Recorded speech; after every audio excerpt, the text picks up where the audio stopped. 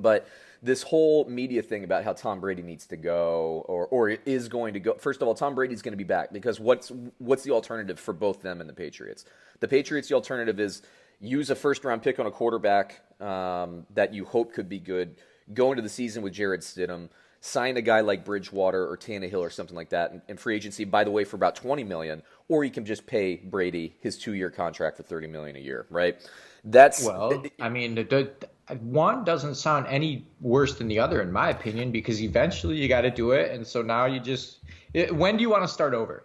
Like, that's the thing. When are you going to decide to start over? Okay, so I guess this goes to the second part of the argument is everybody who's coming out, and I'll say this, we've said this too, and actually, shoot, we were going to do the Tom Brady game, which we can do. I'll tee that up too while I'm kind of making this point, but so everybody's saying, Tom Brady, he's just not the passer he was before, and I agree. I do think that he missed, maybe let's call it a 5% degradation of where he was maybe 5 or 6 years ago. He missed some throws that would extend drives that he would have made before, but remember, Gronkowski retired late in the offseason. Okay, so that I was actually talking to a guy from the Pat's Pulpit blog and Patriot Nation podcast, this guy Pat Lane, and I aired it on this channel and everything on YouTube. And I think actually you might use that for Functional Sportsaholic podcast, so you can check that out. But Pat told me the story, which I didn't remember, and I don't even know if I knew this back then.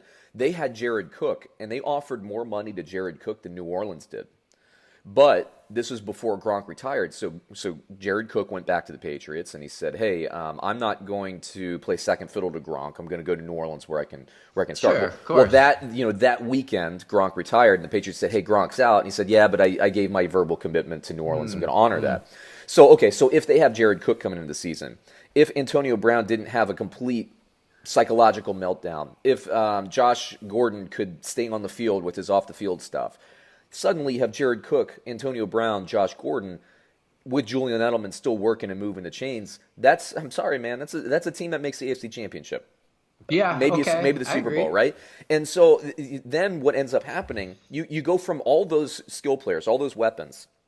And mind you, too, right before the season, the Patriots lost 2 offensive linemen that they had to trade literally after preseason week 4 and get 2 new offensive linemen in. So all of this flux is happening over the first 4 weeks of the season. And they're winning games because this defense, which now that they got bounced in basically the first round of the playoffs, we don't really remember. And yes, this is a Bills segment, but we're still kind of on this tangent here. But, suddenly Brady is like, hey, he's a guy who can't move the chains, but he's thrown to Jacoby Meyer and N'Keal Harry. I know, they had no weapons. Lacoste, right? the tight end position was a nothing. nightmare for New England last year. So they had no weapons. They have no firepower. The best player they got is don't take any offense, but he's a 5'8" white guy that's been in the league for 10 years. He's a come on. Julian Edelman is a fantastic move the chains guy, but he cannot. He's great. He can't win over the top unless it's No, schemed. he's not a number one, man. He doesn't have the attributes for it. He's not made up for that position. He's a fantastic 3. Mm-hmm. He's an okay 2, but he's not a number 1, right? Yep. So, I obviously I'm not trying to say that if they let Brady go because of the contractual obligation and the cap hit and all that it's a smart move, but I don't think it's the worst thing I've ever heard. I think it's just a plan and a strategy.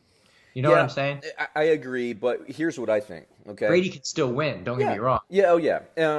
If I'm Tom Brady, where do I go? This is another exercise I went to with Pat Lane, and actually, we're just going to turn this into the Patriots segment right now. We'll come back to the Bills, I promise, Buffalo. I think everything's been said about the Bills. Come on. No, because I have a lot of good points from this. I have a lot of good points. I have a lot of great thoughts on Buffalo, and we gotta get those all out of me. Otherwise, I'm going to be up all night. Thinking about Josh Allen, and Devin Singletary, and Frank Gore. I got to think. No, but so the Patriots, okay?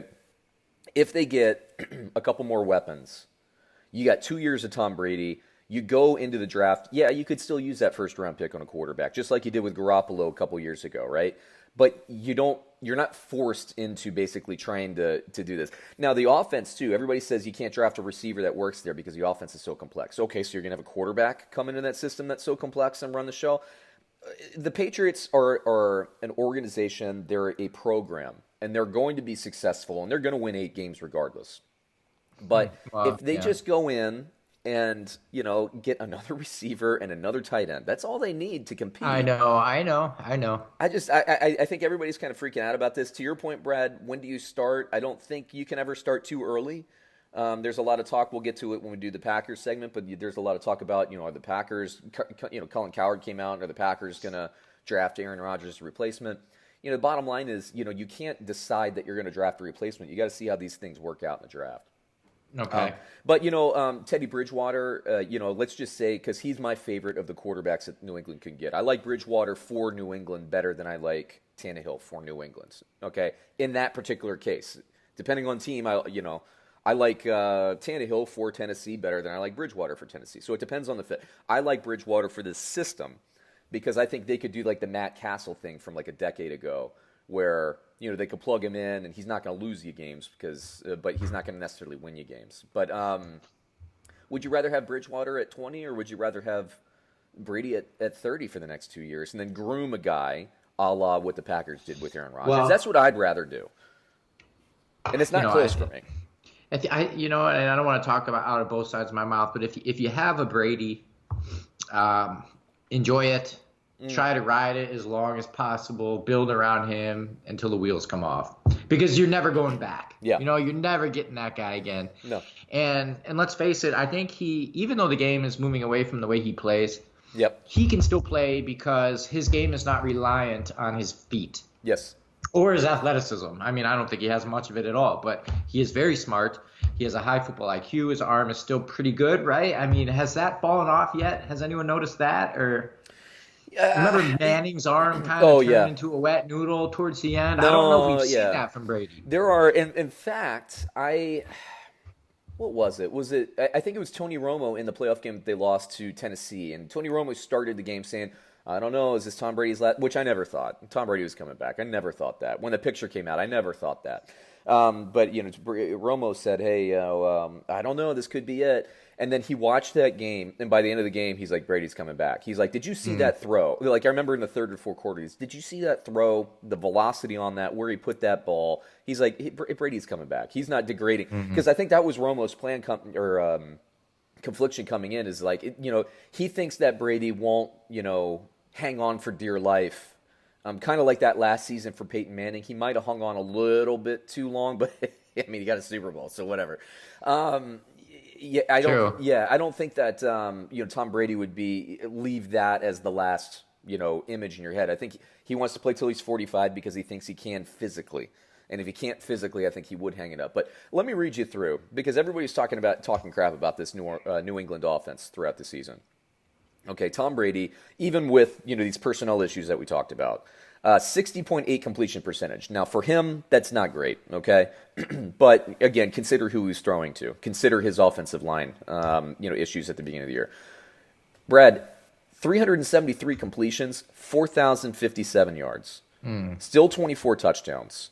The New England Patriots offense was still like somewhere in the top 10 to 15 in terms of their offense. Their defense is obviously fantastic. They're going to be fine. Then you look at the skill players, okay? I'm going to read you through. Sony Michel got nothing going in the run game. Sony Michel, 3.7 yards per attempt. James White, 3.9 yards per attempt. The only running back that ran for over 4 yards per carry is Rex Burkhead, who only had 65 attempts. Their offensive line was bad. They couldn't run the ball, okay? So once a team with a quarterback who's more of a 5 to 10 year ago type quarterback, just standing in the pocket and deliver. There's no mobility there. There never has been. These things are factoring in. Then you look at the receivers. I'm looking at the targets. So obviously Julian Edelman's getting a ton of targets, right? 153. James White is the next highly targeted guy at 95. And you got Philip Dorsett at 54. So Mohamed Sanu at 47, who came over halfway throughout the season. So he might have gotten up to 100. Jacoby Myers. These are Josh Gordon gets 36. Antonio Brown in that one game gets 8 and a touchdown, by the way. Right. And could have easily had really 3. Well. And he could have easily had 3. I mean, it was. Didn't they look good that day though too? Weren't they like they were a force to be reckoned with? I think they played Miami, if I can remember correctly. Probably. But that's okay because Miami wasn't the dumpster fire that everyone thought they would be, right? Yeah, I mean, right. They were a little better than terrible. So yeah. They play with some balls later in the season, which is good. But what I'm saying is it's not. I'm not. Look, I know I'm in the severe minority here, but I don't think New England it's a dumpster fire. I think you have to plan for the future. Okay, I'm not saying don't do that, but in my opinion, you have to sign Brady. And if I were New England, I would just sign him for the freaking 3-year contract, guarantee one of it, maybe guarantee portion of the second year, because he wants the 2 years. Let him do that, and then get the backup quarterback in a draft or something like that. Can I ask you this though? Yeah. Why wouldn't Brady? And it's almost a surprise, and maybe I'm being naive, but why wouldn't he like just say, just pay me whatever, and just get me like the 3 best wide receivers that you could possibly make happen? Well, I mean, he's got to be worth $300 million. Yeah. His wife is probably worth more than that. I just don't understand it. And because he's Tom Brady, it's never like he's gonna make anything less than $10 million in any 1 year of his life, right? Yeah. Probably more than that. Yeah. So what is it? I think it's all respect, and so I'll give you the devil's advocate, because I agree with you, especially at this stage. But he's been doing that his whole career, and more often than not, outside of the Randy Moss and Julian Edelman, which by the way they went undefeated in the regular season, with that configuration. Outside of that that configuration, they didn't really get him a ton of weapons, and so he's been taking it kind of he's been having. I think he's on the lower half of the cap hit. Maybe not this past season, but I think he's kind of getting older, and he's like, look, who else has as many Super Bowls as me? And I can still do it. I can do. It's about time you pay me. And the cap's going up. And what I don't understand is this dynamic, like the Belichick dynamic too. It's just a little weird to me that Belichick, like even this year, he's just like, well, we'd like to have him back, but at the same number. But it's like everything is like the disapproving father from Belichick, and it just gets so annoying. And I think that's where Brady's at. He's just like, dude, like, come on, man. Who's done as much of me in this? Look, I used to argue about the Peyton Manning versus Tom Brady thing, and he's so far out ahead of that I can't even make an argument about it anymore, right? And he's just the best in every category. Yeah, and it's just like now you're still doing this thing, and so now it's like you go out, you have this dad who's a prick your entire life, he's tough on you and all that stuff. You deal with it when you're a teenager. It still bothers you when you're in college. Suddenly you're 5 years down the career and you're running a department, and your dad comes back and he tells you, you need to, your belt isn't nice enough. You're just like, you know what, F you, Dad. I'm sick of this. I'm going to go, if you want to have a relationship with me, it's time for you to ante up here, because I'm sick of it. Every test you've given me, I've measured up to it. I've gotten aces on all of the tests that you've given me. Enough of the bullshit. Like, enough of the bullshit. I've had enough, okay? And so he's got like 2 or 3 years, and he's got Kraft in his corner. Kraft wants him back at the $30 million. For sure. And when and I'm sorry, but when the Patriots made the trade for Garoppolo, traded Garoppolo to San Francisco, Brady won in that instance. And Brady, not that I don't think he's going to hold their feet to the fire, but Brady could if he wants to. And I think that's what we're seeing now. And I think this is a respect tour, and I think that he really wants New England to think about what life is without him, specifically the organization, of course, not the fans. And I think maybe, and I don't know the local markets at all, but I would assume that there are probably some Boston area, people that were probably coming down on him, because that's what the popular thing was this year. And he's probably like, okay, go into the season with Stidham, give Bridgewater or Tannehill $20-23 million a year. Okay, are you beating Patrick Mahomes with that? You beating Lamar Jackson with that roster configuration? Nope, you're not. You're not. And this is all about winning Super Bowls. You think New England's going to improve their chances to win a Super Bowl by going into the season with rookie quarterback or Teddy Bridgewater? No, not at all. Way. Not even close. And I agree with that. I do agree with you, though. You got to plan for the future. And New England did, but they just don't, they're caught in that in between now. And I don't think Stidham's the guy. So what are they going to do? What are they going to do? They're going to keep going. But look, I'm still in on New England. I still think that they'll win the division. Buffalo, though, is getting better. We'll actually go back to Buffalo.